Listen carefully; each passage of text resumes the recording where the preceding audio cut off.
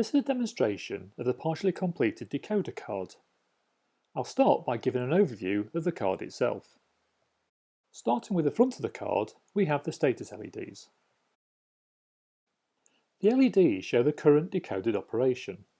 From left to right, we have Set AB, Move 8, and finally ALU. Moving further up the card, we have each of the decoder relays. Each one works on one bit of the incoming instruction bus.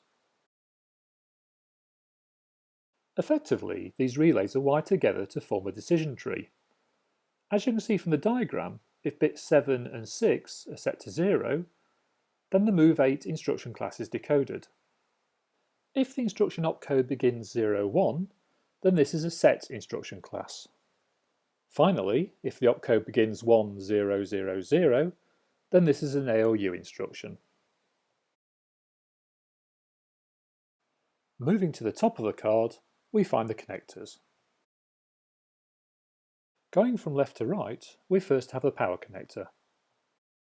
This is followed by the control and instruction bus. On this card, this is where the first 4 bits of the instruction opcode are taken from. Next up is the operation bus. This carries the current instruction class generated by this card, which is decoded from the incoming instruction opcode. Finally on the right is the pulse bus, which will carry the time impulses generated by the upcoming sequencer card. As you can see, this is a fairly straightforward card, although it should be noted that this card is only partially complete, and further instruction classes will be added to the card later on. I'll now move on to giving the card a test. I've set up a test rig as usual so that I can test the decoder in isolation of any other cards. I've connected the 8-way dip switch in the middle here to the instruction bus, so that the leftmost switch is bit 7 running through to bit 0 on the right. Over to the right, I've connected the LED bar graph to the operation bus, so that the decoded instruction class will be shown. As usual, following the power leads out the back of the card, via the breadboard, takes us to the 12-volt power supply. Straight away with the power on, with all bits of the instruction opcode switched off, the card has the Move 8 instruction class LED on. This makes sense, as any opcode beginning with 00 is classed as a Move 8 instruction. I'll now run through switching bits 4 through to 6 on.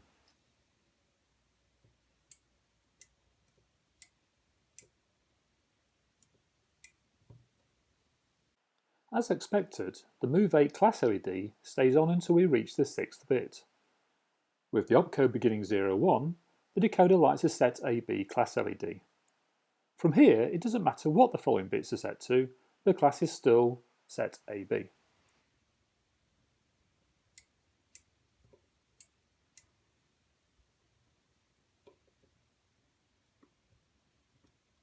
Setting bit 7 of the opcode causes the decoder to light the ALU class LED.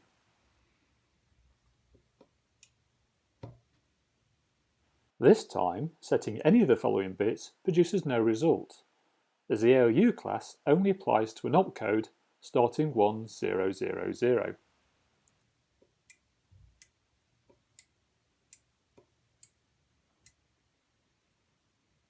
There will, of course, be further instruction classes added to the decoder in the future, which will occupy these empty spaces in the opcode. The next card I'll be constructing will be the sequencer. This will be a marked change from what has been a couple of fairly straightforward cards. The sequencer has a lot more going on. As always, I'll be posting progress on my blog at relaycomputer.blogspot.co.uk. So please do take a look, and I'll no doubt put together a new video on here as soon as there's something interesting to show.